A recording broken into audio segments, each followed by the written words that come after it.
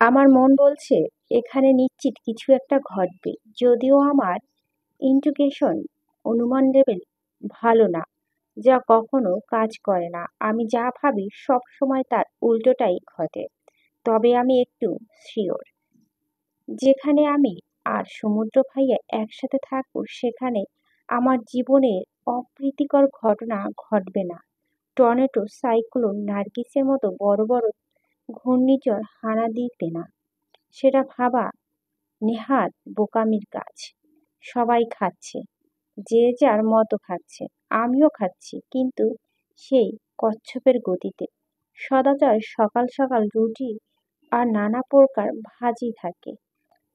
তবে আজ ব্যতিক্রম, বড় চাচা নাকি সকাল সকাল একটু হেভি ভারী টাইপের খাবার খেতে ইচ্ছে করছিল, তাই বড় চাচি সহ বাকিরা ভাত সহ কয়েক প্রকার মাছ রান্না করেছে। আমার আবার মাছ পছন্দ অপছন্দ দুই তালিকায় আছে। কাটার জন্য মাছ খেতে পারি না বলে অপছন্দ, অথচ কেউ কাটা বেছে দিলে আমি মাছ বিড়ালের চাইতেও বেশি পছন্দ করি। মা চাচিদের খাবার দাবার শেষ, তারা যার যার মতো উঠে চলে যাচ্ছে। যদিও এখন আমার মনে চাচ্ছে মা বলে একটা চিৎকার দেই, আর দিয়ে বলে আমাকে একটু কাটা বেছে খাইয়ে দাও। আমি নিজের হাতে খাবার খেতে খেতে হয়রান হয়ে গেছি, কিন্তু সেটা হলো না। আমার সেই সাহস নেই, কারণ মায়ের খাবার খাওয়া শেষ। এখন তাকে এটা বলা মানে নিজের পায়ে নিজে কুড়াল মারা। নির্ঘাত এ বয়সে ও উত্তম মাধ্যম খেতে হতে পারে। যাই হোক, এখন আমার বিন্দুমাত্র সমুদ্র ভাইয়ের সামনে মায়ের বা বকা কোনোটাই খেতে ইচ্ছে করছে না। এক বিশাল পরিমাণ ক্ষুধা নিয়ে উঠে দাঁড়ালাম। খাবার আর খাবো না, এক গ্লাস পানি খেয়ে রুমের দিকে রওনা হব। ব্যাগ গুছিয়ে নানু বাড়ি ফিরে যাব, সেখানে গিয়েই না হয় আবার নাস্তা খাবো। পা বাড়ানোর আগে সমুদ্র ভাই বাহু ধরে টান দিয়ে বসিয়ে দিল। আমি বড় বড় চোখে তার দিকে তাকালাম, চোখ দিয়ে ইশারা বললাম, হয়েছে কি? সমুদ্র, সবার প্লেটে খাবার খাওয়া শেষ, তোর প্লেটে ভাত অর্ধেক তো শেষ হয় নাই। সমস্যা কি? ইদানিং দেখছি খাবার এঁঠো করছিস। আমি মুখটা মলিন করে বললাম, আমার কথা আপনাকে ভাবতে হবে না। আমার দিকে নজর রাখতে কে বলেছে? আমার ইচ্ছে হয় না, আমি খাই নাই। তাছাড়া 10 সেকেন্ডের মতো রইলাম, একটা বড় নিঃশ্বাস নিয়ে আবারও বললাম, আমার অন্যের হাতে খাবার খাওয়ার অভ্যাস কখনো যায়নি। এমনিতেও আমি মাছের কাঁটা বেছে খেতে পারি না, কাঁটা থেকে যায়, আর সেটা সুযোগ বুঝে আমার গলায় ঝুলে পড়ে, মানে আটকে যায়। তাই খাবারই। আর কিছু বলার আগে সে প্লেটটা তার দিকে টেনে নিল। আমি ভাত নিয়েছিলাম অল্প, সে গটগট করে 2 চামচ আরো ভাত নিয়ে নিল, মাছের সংখ্যাও বাড়িয়ে দিল। আমি অবাক হয়ে জিজ্ঞেস করলাম, আপনি না মিনিট দুয়েক আগে প্লেট ভর্তি খেলেন, এখন আবার এত মাছ আর ভাত কে খাবে? সমুদ্র, তুই খাবি? দেখ পিচ্চি, আমার মাছে ভাতে বাঙালি, তাই আর ভাত সম্পূর্ণ খাওয়াটাই তোর জন্য দুধ ভাত। যদি মাছ ভাত না খেতে পারিস, তাহলে নিজেকে কখনোই বাঙালি বলে পরিচয় দিবি না। তবে আমার বিশ্বাস তুই খাজ বাঙালি। নে এখন চুপচাপ হাঁ কর। আমি এবার অবাকের অষ্টম আকাশে উঠে গেছি। কি সুন্দর লজিক তার! প্রথমে ভেবেছিলাম সে হয়তো মাছের কাঁটা বেছে দিয়ে চলে যাবে, কারণ এখন তার একটু রেস্টের প্রয়োজন। কিন্তু আমার ভাবনা, ইন্টুইশন কখনোই কাজ করে না, বিপরীত প্রক্রিয়া করে। এটা তার একটা জলজান্ত প্রমাণ। সমুদ্র, কিরে, হাঁ কর। কথা কানে যাচ্ছে না? ধমকের সুরে। আমি হাঁ করতেই মুখে ভাত পুরে দিল। আমিও মাছ ভাত পেয়ে খেয়ে যাচ্ছি। মনে মনে ভাবছি, এই বাড়িতে আগে মা অথবা চাচিরা খাবার খাইয়ে দিত। বাড়ির কনিষ্ঠ সদস্য বলে এমন কোনো আহ্লাদ নেই যে আমি পূরণ করিনি। যখনই বাড়ি থেকে নানু বাড়িতে উঠলাম, তখন প্রথম প্রথম আমার খাবার খেতে কষ্ট হতো। এমনকি একদিন আমি পাক্কা 1 ঘন্টা ধরে খাবার খেয়েছি। ওই দিন সেই কাণ্ডটা নানু দেখার পর থেকে এখন পর্যন্ত আমাকে নানু খাবার খাইয়ে দেয়। যদিও আমি এখন নিজের হাতে খাবার খাওয়ার অভ্যাস করেছি। আগের মতো ঘন্টাখানেক লাগে না, মিনিট 10-15 লাগে। তবুও মাঝে মধ্যে আধা ঘন্টার কাছাকাছি চলে যায়। অন্যদিকে সমুদ্র আর ঝিনুকের এমন কাণ্ড দেখে সখিনার সবাই কাছে খবর পৌঁছে দিয়ে এসেছে। সে পৌঁছানো খবর পেয়ে সমুদ্রের মা, ঝিনুকের মা, চাচিরা আড়াল থেকে দেখে মুচকি মুচকি হাসছে। ঝিনুকের মা, আমার এই বেয়াদব বদরাগী মেয়েটার জন্য সমুদ্র মতো বাঘা তেঁতুলি প্রয়োজন। এত বড় হয়েছে এখনো খাবার খাওয়া শেখেনি। বেয়াদব মেয়ে, ঘাট ত্যাড়া। সমুদ্রের মা, আহ মেজো, সারাদিন মেয়েটাকে বকিস। তুই কি জানিস না ও মাছের বেছে খেতে পারে না? যাক, ভালোই হয়েছে, এবার ওদের একটু গতি হলে হয়। বাড়ির ছোট বউ, ছোট চাচি কুটকুটে হেসে বলল, বলো যা তাহলে আমি একটু কাটা গায়ে নুনের ছিটে দিয়ে আসি। সমুদ্রের মা, ঝিনুকের মা না বলে তাকে ছোট চাচিকে থামাতে পারল না। খাবার প্রায় শেষ দিকে, এর মধ্যে ছোট চাচি আগমন। এই প্রথম একটু লজ্জা পেলাম, তবুও চোখে মুখে প্রকাশ করলাম না। সমুদ্র ভাইয়ের দিকে তাকালাম, তার মুখে কোনো প্রতিক্রিয়াই দেখলাম না। মনে হচ্ছে এখন কাণ্ডে সে রোজ রোজ করে, এটা আহামরি কোনো ব্যাপারই না। তাই তার একমাত্র কাজ হচ্ছে আমাকে খাবার খাওয়ানো। ছোট চাচি, এহে ঝিনুক, ইচ্ছেটা কি? আমাদের সামনে সমুদ্রের সাথে টম অ্যান্ড জেরির মতো ঝগড়া করতে থাকিস, আড়ালে তো ঠিকই বাঘে মহিষে এক ঘাটে জল খাচ্ছিস। ব্যাপারটা কি? দুই ভুরু কুঁচকে করে নাচতে নাচতে আমি কি বলবো? তাদের মা চাচির কথা তো ভুলেই গেছি। লজ্জায় মাথা কাটা যায় যায় বলে অবস্থা। আমি সমুদ্র ভাইয়ের দিকে কাঁদো কাঁদো ফেস করে তাকাতেই সে শেষ খাবারটুকু আমার মুখে পুরে দিল। প্লেট নিয়ে রান্নাঘরে চলে গেলাম। এই সুযোগে চাচি আমার কাছে এসে বলে, কিরে, তাহলে খুশির সংবাদ তাহলে পাবো পাবো আশা করা যায়? লজ্জায় দিব এমন অবস্থা। আমি বুঝছি এই মহিলা আমাকে এখন জ্বালিয়ে জ্বালিয়ে মারবে। উফ, কি অসহ্য, কি যন্ত্রণা! আমি কিছু বলার আগে সমুদ্র ভাইয়া বলল, ছোট চাচি, স্বামী স্ত্রীর মাঝে শুধু শুধু কেন এসেছে? কিছু জিনিস দেখো, না দেখার ভান করতে হয়। এতে দুপক্ষেই লজ্জার সম্মুখীন হতে হয় না। অবশ্য আমার লজ্জা শরম নেই, ইহা কোনো কালেই আমার ছিল না। ঝিনুক আছে। চাচি মুখ পরিবর্তন হয়ে গেল। মনে মনে সে লজ্জা পেয়েছে। কিছু না বলে সে চলে গেল, কিন্তু মুখে অদ্ভুত সুন্দর হাসি, যেন ওই মহিলা সহ এ বাড়ির প্রত্যেকটি মানুষ চায় সমুদ্র আমার একটা গতি হোক। কিন্তু যাই হোক, আমি চাচি যাওয়ার পানে তাকিয়ে রইলাম। সমুদ্র, ঝিনুক, তোকে খাইয়ে আমি একটা উপকার করেছি, এখন আমার একটা উপকার তুই করে দিবি? আমি বললাম, আমি তো তোমাকে বলি নাই, তুমি করেছো কেন? আমি পারবো। সমুদ্র, না বলে কোনো কথা আমি শুনতে পছন্দ করি না, সেটা তুই জানিস। না শব্দটাতে আমার মারাত্মক ধরনের অ্যালার্জি আছে। আমি তোকে খেয়েছি সেটা অতীত। অতীত নিয়ে আমি কখনোই ভাবি না। আমি শুধু ফলের আশা করি। বর্তমান আর ভবিষ্যৎ নিয়ে আমি বেশি মনোযোগী। এখন শোন পিচ্ছি, তুই আমার কাছে ঋণী।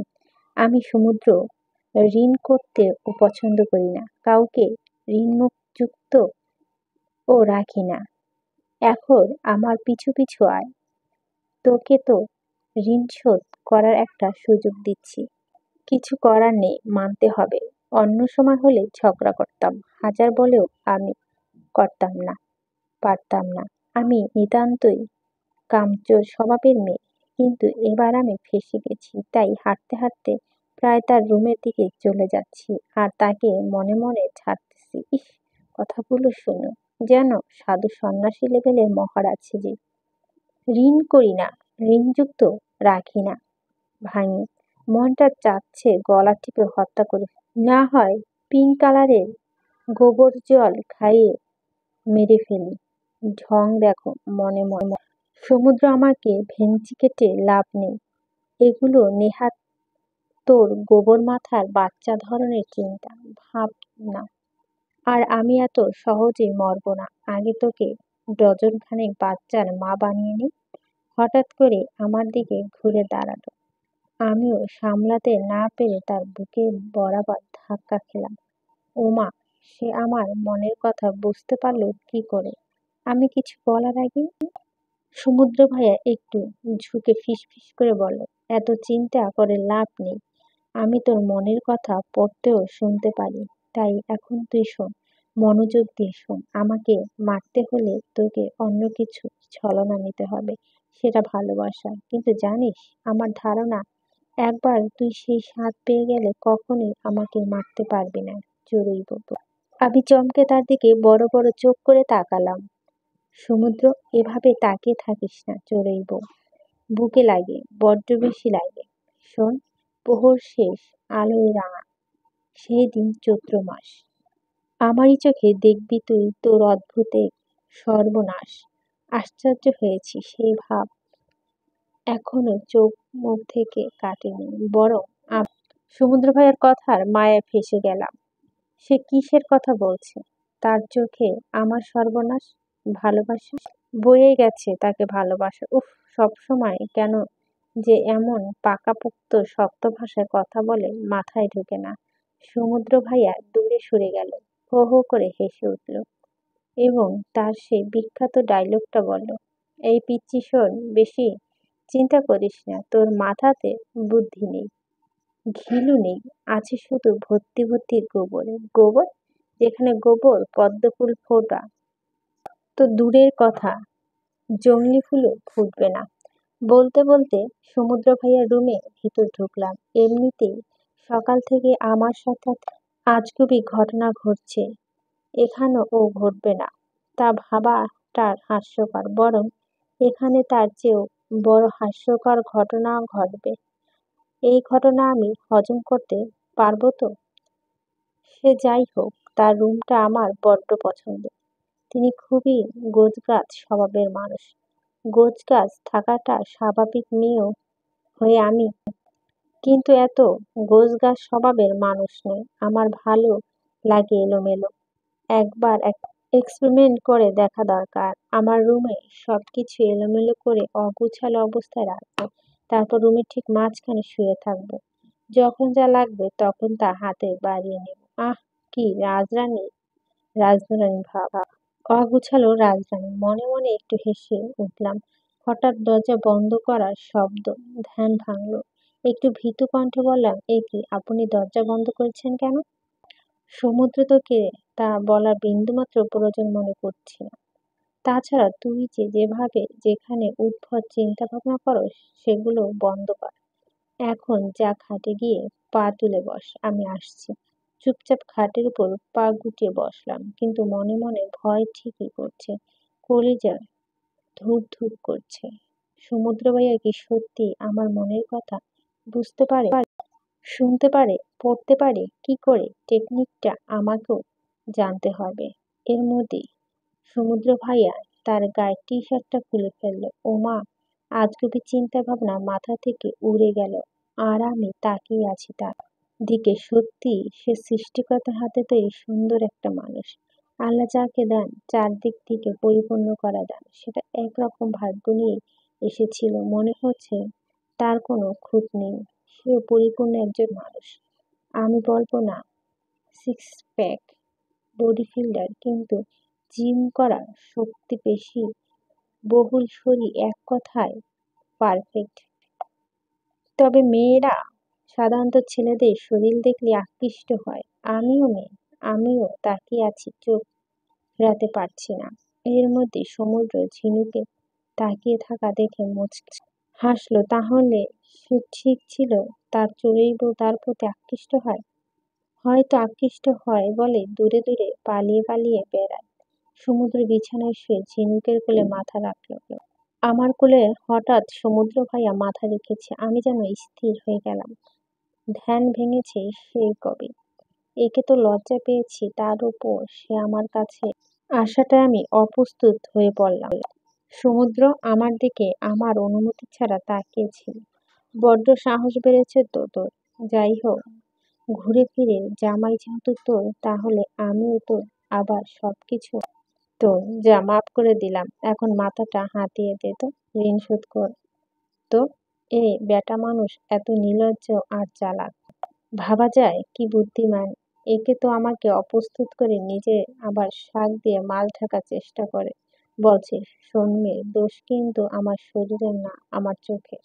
কেন যে তার হাতে খেতে গেলাম, দেখ এখন শাস্তিও ভোগ করতে হচ্ছে। সুন্দর করে মাথা হাতিয়ে দিচ্ছি, মনে মনে বকছি ঠিকই, কিন্তু সমুদ্র ভাইয়ার চুলগুলো নিয়ে খেলতে আমার ভালোই লাগছে। জানি না এতক্ষণে আমি তার মাথা হাতিয়ে দিচ্ছিলাম, কিন্তু ওনার কি ঘুম পাড়াবো, আমি নিজেই ঘুমের ঘরে ঢুকে পড়লাম।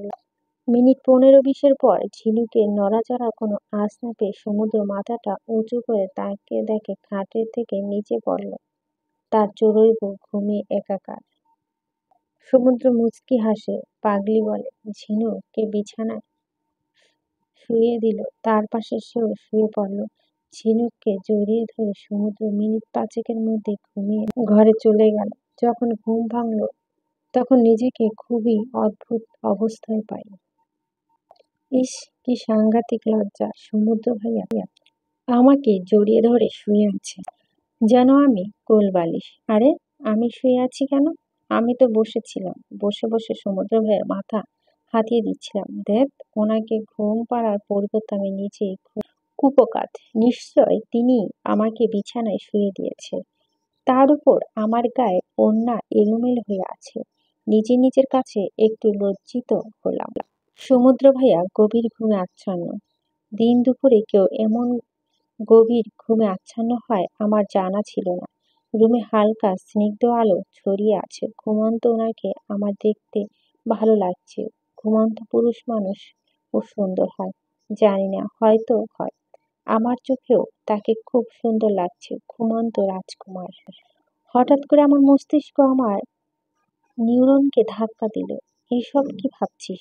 আমি কেন তাকে নিয়ে ভাবছি? না না, আমি তার কাছে থাকতে চাই না, আমার তাকে এড়িয়ে চলা উচিত। উনি এরকম বারে বারে আমার কাছে আসলে আমি তার মায়ায় নিজেকে আটকে ফেলবো। আমাকে পালাতে হবে তার আবদ্ধ রংমহল থেকে, সমুদ্র ভাইয়া থেকে নিজেকে মুক্ত করে আস্তে আস্তে বিছানা থেকে নেমে দাঁড়ালাম। হঠাৎ ওনারা টান লাগলো।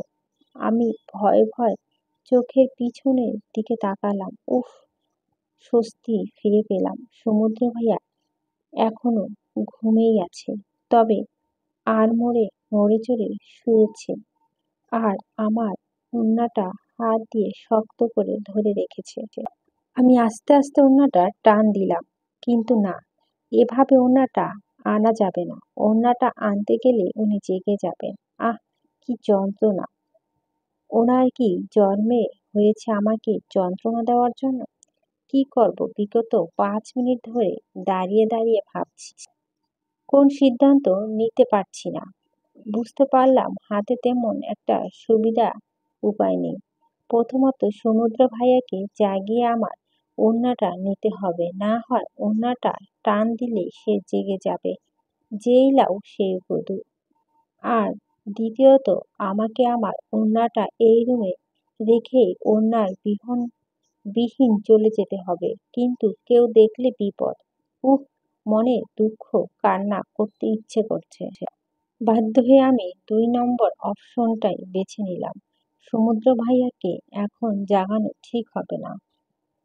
এক তো সে ক্লান্ত, তার উপর আমাকে বিরক্ত করার সর্বোচ্চ ভয়ঙ্কর ধাপ বের করবে সে উস্তাদ। এমনিতেই আজকের দিনটা মোটেও সুখকর নয়। অদ্ভুত অদ্ভুত ঘটনা চারদিক থেকে আমার সাথে ঘটে যাচ্ছে। দরজাটা আস্তে আস্তে খুলে এদিক সেদিক ভালো করে তাকিয়ে দেখি কেউ আছে কি না। আমি কাউকে দেখছি না। রুম থেকে বের হয়ে দরজাটা ভিড়িয়ে আমার রুমের দিকে লাগালাম এক দৌড়। রুমে এসে বড় বড় নিঃশ্বাস ছাড়লাম। রুমে এসে বড় একটা ধাক্কা খেলাম। ঘড়ির কাঁটা 3টা বাজে। আল্লাহ রে, এই বেটার লাগে আমি দিন দুপুরে প্রায় 7 ঘন্টা ঘুমিয়েছিলাম। সেই সকাল 8টা, সাড়ে 8টার দিকে তার রুমে গিয়েছিলাম। শয়তান, খাটাস মানুষ একটা। ধ্যাত, ইচ্ছে ছিল সমুদ্র ভাইয়ের সাথে কিছু কথা বলে নানু বাড়ি যাব। কিন্তু তা হলো না। সে এখনো ঘুম থেকে ওঠেনি। আমি রেডি হয়ে নিচে নামতে মা চেঁচিয়ে উঠল, "কি রে, এই ভর বিকেলে কোথায় যাচ্ছিস? আশেপাশে মহল খুব একটা ভালো না। তোর বড় চাচা সবাইকে, বিশেষ করে মহিলাদেরকে, বাহিরে বের হতে মানা করেছে। আমি নানু বাড়ি ফিরে যাচ্ছি। আমার পড়াশোনার ক্ষতি হচ্ছে। নানু কাল ফোন করে কান্নাকাটি করছে। তা তা আমাকে ছাড়া ভালো লাগে না। আমারও এখানে ভালো লাগে না। নানুকে মিস করছি।" মা থমথম হয়ে গেছে। কি বলবে বুঝতে পারছে না। নানু ইদানিং একটু অসুস্থ থাকে। সে আমাকে খুবই ভালোবাসে, মাও তা জানে। মা, তুই সমুদ্রকে বলেছিস? না, সেই সময় পাইনি। তিনি সেই সকাল ঘরে গিয়ে ঘুমিয়েছে। এখনো ঘুমন্ত অবস্থায় কিনা জানি না। তাছাড়া আমি সুযোগও পাইনি বলার, ভুলেও গেছি। মা একটু রাগি চোখে তাকালো। বুঝলাম মা রেগে গেছে। আমি মায়ের এই স্বভাবটা খুব ভালো মতোই পেয়েছি। হুটহাট করে রাগ উঠে যায়, গায়ের কথা ছিটে ফোটাও তরতরিয়ে ৪৪০ ভোল্টেজ রাগ মাথায় উঠে যায়। যাই হোক, মা কিছু বলবে তার আগে বাহির থেকে গাড়ির হর্ন বাজছে। গাড়ির হর্ন ধেসে বেড়েই চলছে। আমি বুঝলাম মেহবার ভাইয়া এসেছে। কিছুক্ষণ আগে আমার তার সাথে কথা হয়েছে। আমাদের বাড়ির কাছে নিকটবর্তী একটি স্থানে সে কাজের জন্য এসেছে। আমি নানু বাড়ি যাব বলে সে নিয়ে যেতে এসেছে। মেহবার হচ্ছে আমার মামাতো ভাই। আমার ভাইয়ের অগোচরে সে আমাকে ভাইয়ের মতোই ভালোবাসে। মারিয়া মামাতো বোন, আর আমার মতো একটু পার্থক্য করে না। তবে মায়ান ভাইয়া মামাতো, দুই ভাইয়ের এক মেয়ে। ও তার বউ একটু অন্যরকম। আমি মাকে কিছু বলতে না দিয়েই দ্রুত ঘরের বাইরে চলে গেলাম। গেটের সামনে আসতেই দারোয়ান গেট খুলে দিল। গাড়ির ভেতর মেহবার ভাইয়াকে দেখে আমার খুব ভালো লাগলো। দৌড়ে গাড়ির দিকে গেলাম। তিনি গাড়ির ড্রাইভিং সিটে বসা। আমাকে দেখে স্নিগ্ধ একটি হাসি দিল। ঝুঁকে গাড়ির দরজাটা ভিতর থেকেই খুলে দিল। অন্যদিকে উচ্চ গাড়ির হর্ন ঘুম ভেঙে গেল সমুদ্রে। খুবই বিরক্ত প্রকাশ করলো। আশেপাশে তাকালো। মন ও চোখ একজনকে খুঁজছে, কিন্তু তার হদিস নেই। হাতে চড়ুই বইয়ের ওড়নাটা দেখে মুচকি হাসলো। তাহার পাখি পালিয়েছে। কিন্তু এখন এত গভীর ঘুম তো সমুদ্রে কখনো হয় না। তবে আজকে কি করে হলো? চড়ুই বউর এক ছোঁয়া আবেশ হয়তো। আবারও হর্নটা বেজে উঠল। সে পা ফেলিয়ে ঘুম ঘুম চোখে বারান্দায় গেল। বারান্দায় দাঁড়িয়ে চমকে উঠল। একটি মেয়ে, ঝিনুকের মতোই দেখতে, অজ্ঞাত এক ব্যক্তির গাড়ির ফ্রন্ট সিটে হাসি মুখে বসছে। ড্রাইভিং সিটে বসা ছেলেটি সে দেখতে পেল না। চোখের সামনে গাড়িটি চলে গেল। সমুদ্র মিনিট দুয়েক ঝিম মেরে বারান্দায় দাঁড়িয়ে আছে। সে আসলে তা দেখে ঠিক দেখছে, নাকি ঘুমের ঘরে অচেতন অবস্থায় দেখছে। দ্রুত ওয়াশরুমে গিয়ে চোখে মুখে পানি দিল। ঘুমের রেশ এখনো কাটছে না। আজ টানা ৩-৪ দিন ধরে সে ভালোমতো ঘুমানোর সুযোগ পায় না। বাধ্য হয়ে একবারে শাওয়ারের নিচে দাঁড়িয়ে গেল। শাওয়ার তো করছে, কিন্তু মাথার মধ্যে অন্য কিছু নড়ে চড়ে উঠল। বারবার ভাবছে, নিজেকে বারবার বোঝাচ্ছে হয়তো সে ভুল দেখছে। ঝিনুক রুমে আছে না, হয় মা চাচিদের সাথেই আছে। এটা তার মনের ভুল। কিন্তু তার মন মানতে নারাজ। তার মন বারবার মেয়েটিকে ঝিনুক বলে দাবি করছে। মিনিট 10 পর শাওয়ার শেষ করে ওয়াশরুম থেকে বের হলো। একটা পাতলা টি-শার্ট আর প্যান্ট পরে দ্রুত রুম থেকে বের হলো। ঝিনুকের রুমের দিকে চলে গেল। ঝিনুকের রুমটি খোলাই ছিল, তাই সহজে সমুদ্রের রুমের ভিতর চলে গেল। কিন্তু আশাহত হয়ে গেল। রুমে ঝিনুক নেই। আশেপাশে সবকিছুই ঠিকঠাক আছে বললে ভুল হবে। সবকিছু এলোমেলো হয়ে আছে। সমুদ্র ভেবে পায় না, এই মেয়েটা তো এলোমেলো কেন? এই মেয়ের সাথে কিভাবে সংসারটা বাঁধবে? বাচ্চাগুলো তো এই মেয়ের মতোই হবে। হঠাৎ করে সমুদ্রের চোখ পড়ে যায় একটা চকচকে চিরকুটের ওপর, যেটি ঝিনুকের ছোট্ট টেবিলের ড্রয়ারে পড়ে আছে। ড্রয়ারটি খোলা ছিল, তাই চিরকুটটা ধারণটা বেশ চেনা চেনা লাগছে। সমুদ্র এগিয়ে গেল, চিরকুটটা হাতে নিল। চিরকুটটা খুলে চিরকুটটা খুলতে হাতে লেখাগুলো দেখে বুঝতে বাকি রইল না, আগের বার যে চিরকুটের জন্য সে রেস্টুরেন্টে তোলপাড় চালিয়েছে, এটাও সেই ব্যক্তি দেওয়া চিরকুট। কিন্তু এটা ঝিনুকের রুমে এলো কি করে? চিরকুটের লেখাগুলো ভালো করে পড়ল। সমুদ্রের চোখ মুখ শক্ত হয়ে উঠল। ঝিনুক ওপর রাগ বেড়ে গেল। ঝিনুকের এখন হাতে কাছে পেলে কাঁচা চিবিয়ে খেতে ফেলবে, দুইবারও ভাববে না সে। ঝিনুক কি করে তাকে পরিবারের প্রত্যেকটা সদস্যকে মিথ্যা কথা বলতে পারলো? ঝিনুক ছেলেটিকে চিনে না, এত বড় মিথ্যে কথা।